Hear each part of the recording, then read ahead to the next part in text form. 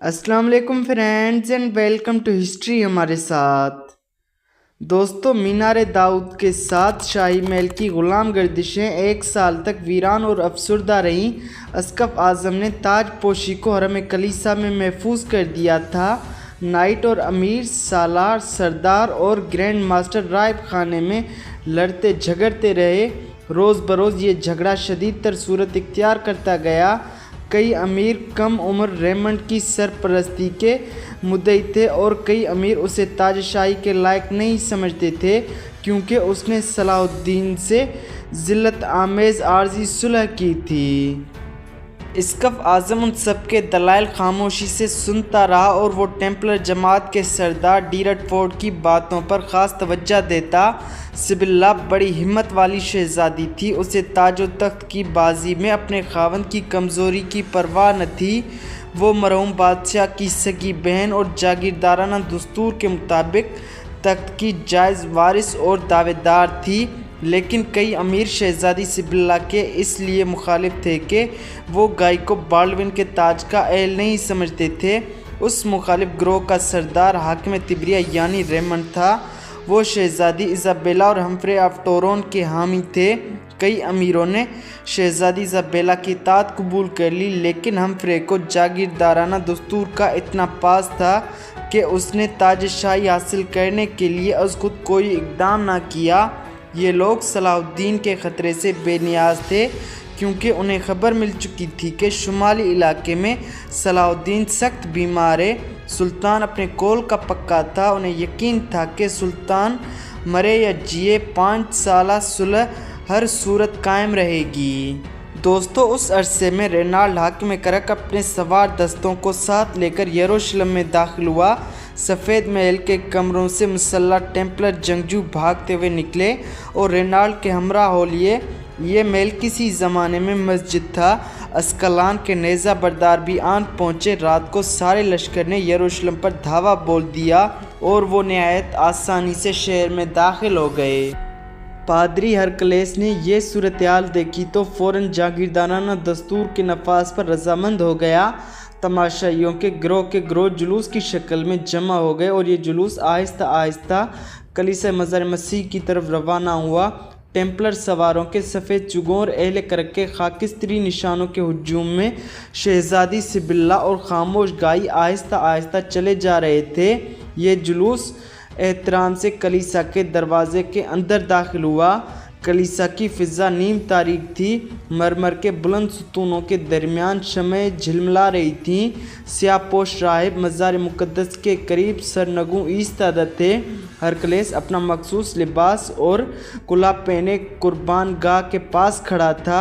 उसने शीशी से शहज़ादी के सर पर तेल चुपड़ा और फिर उसके सर पर ताजशाही रखते हुए अपना खुतबा बयान किया।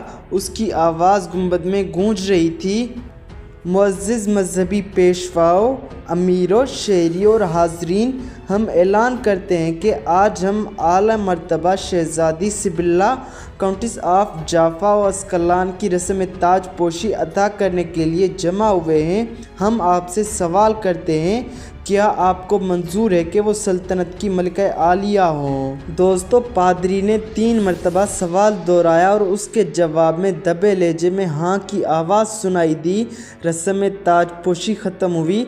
मलिका सिबिल्ला अपनी नशिस्त से उठी और अपना ताज उतार कर अपने खावंद के सर पर रख दिया।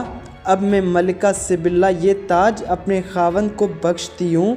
ये कहते हुए उसने अपने खावंद का हाथ पकड़ा और उसे अपने साथ गिरजा की बुलंद नशिस्त पर बिठा लिया।